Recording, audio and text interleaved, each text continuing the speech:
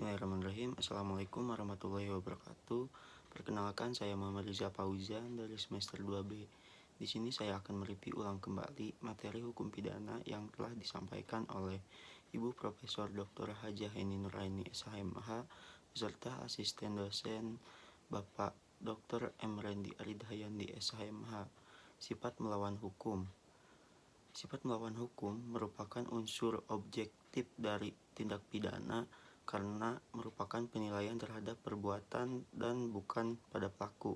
Suatu perbuatan dikatakan melawan hukum apabila perbuatan tersebut masuk dalam rumusan delik sebagaimana dirumuskan dalam undang-undang.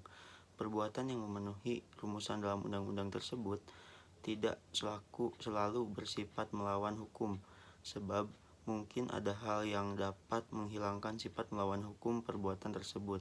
Contohnya, di negeri Belanda dalam Arrest Hograd tanggal 20 Februari tahun 1933 di kota Huizen mengenai dokter hewan. Yang kedua, di Indonesia putusan Mari pada bulan Januari tahun 1966 dengan kasus Markus Effendi.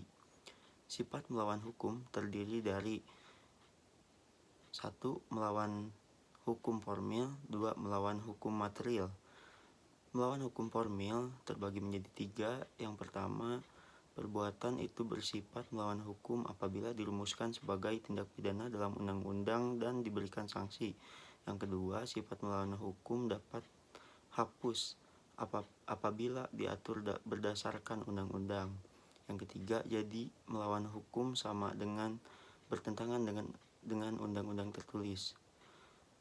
Melawan hukum material terbagi menjadi 3. Yang pertama, bukan hanya berdasarkan undang-undang tertulis saja, tetapi juga berdasarkan asas-asas hukum yang tidak tertulis atau living law. Yang kedua, sifat melawan hukum dapat hapus berdasarkan undang-undang dan aturan atau hukum yang tidak tertulis.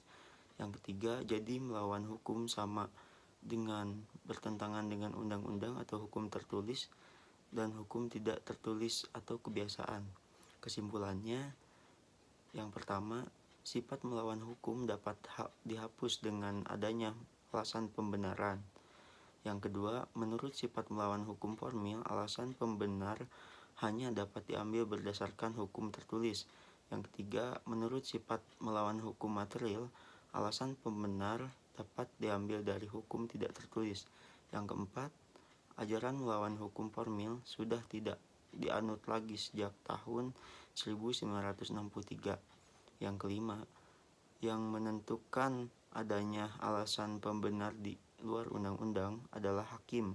Apabila terjadi pertentangan antara hukum tertulis dan hukum tidak tertulis, hukum tidak tertulis tersebut harus dipandang adil dan benar oleh seluruh masyarakat umum. Rasa keadilan itu harus bersifat umum. Sifat melawan hukum material dibagi menjadi 3. Yang pertama, dalam fungsi negatif, mengakui kemungkinan adanya hal-hal yang di luar undang-undang untuk menghapuskan sifat melawan hukumnya perbuatan yang memenuhi rumusan undang-undang. 2. Dalam fungsi positif, menganggap suatu perbuatan tetap sebagai tindak pidana walaupun tidak nyata diancam dengan pidana dalam undang-undang. Jadi mengakui adanya hukum tidak tertulis sebagai sumber hukum positif. Yang ketiga, sistem hukum pidana Indonesia menganut ajaran melawan hukum material dalam fungsi yang negatif. Contohnya, arrest dokter hewan.